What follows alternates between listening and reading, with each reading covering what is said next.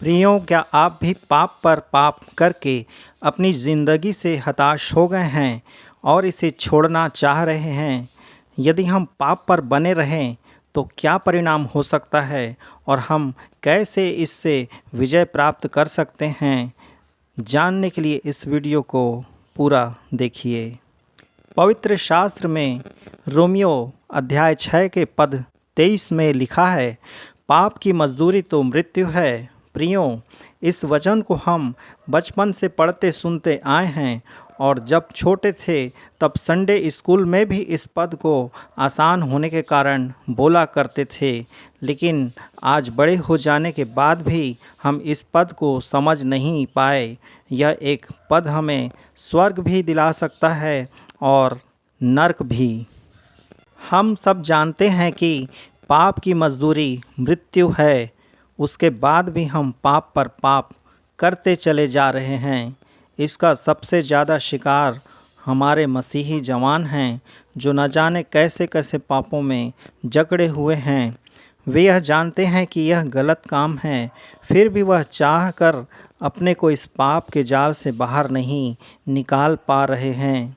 एक छोटी सी लिस्ट: अपने माता पिता की आज्ञा ना मानना, माता पिता का आदर नहीं करना, झूठ बोलना, नशा करना, गंदी बात करना, गंदी मूवी देखना, गंदी कल्पना करना, गंदे रिश्ते रखना, गंदी नज़र रखना और भी बहुत कुछ जो हम स्वयं जानते हैं।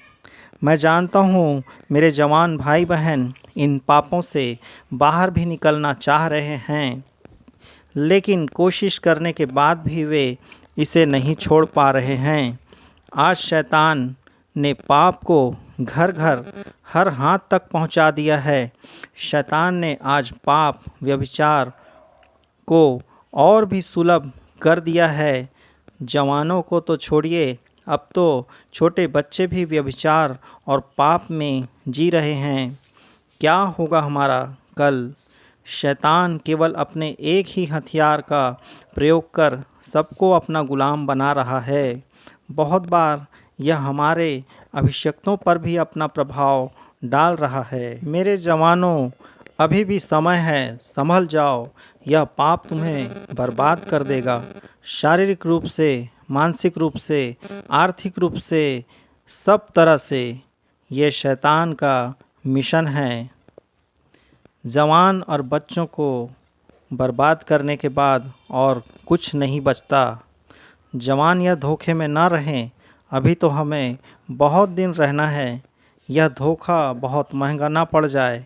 परमेश्वर चाहते हैं ज़्यादा से ज़्यादा लोग स्वर्ग जाएं, लेकिन शैतान चाहता है कि लोग ज़्यादा से ज़्यादा नरक जाएं। प्रियो, लेकिन यह एक गूढ़ भेद है। अंत के समय की शुरुआत हो चुकी है और प्रभु स्वयं अपने लोगों को तैयार कर रहे हैं। अब शांति का समय नहीं है, अब महामारियों और विपत्तियों का दौर प्रारंभ हो चुका है। आप स्वयं देखे हैं महामारी में हमारे कितने जवान प्रभु में सो गए। अब किसी के पास समय नहीं है। पता नहीं प्रभु का बुलावा कब आ जाए। हर पल हमें तैयार रहना है। यदि एक बार यह शरीर छूट गया तो हमें मन फिराव का अवसर किसी भी कीमत में दोबारा नहीं मिल सकेगा। हर छोटे से छोटे पाप से खुद को दूर रखो। यह छोटी छोटी लोमड़ी ही दाग की बारी को बिगाड़ देती है। यह छोटे छोटे पाप ही आपको और बढ़ावा देते हैं और आप जानते नहीं कब आप बड़े पाप में फंस गए। अगर आज आप सोचें कि ये तो चलता है, लेकिन प्रभु का अपना नियम और कानून है और वहाँ यह चलने वाली कोई बात नहीं है। आपको गुनगुना बनकर अपना जीवन नहीं बिताना है। या तो आप गर्म हो जाएं या ठंडे ही बने रहें। गुनगुने रहने से आपको कुछ लाभ नहीं मिलना है। आज ही आप प्रण करिए, प्रभु की उपस्थिति में रहिए। अपनी सारी बुराइयों को आज ही छोड़कर शुद्धता और पवित्रता का जीवन बिताइए। क्या यदि हम चाहें तो पाप को छोड़ सकते हैं?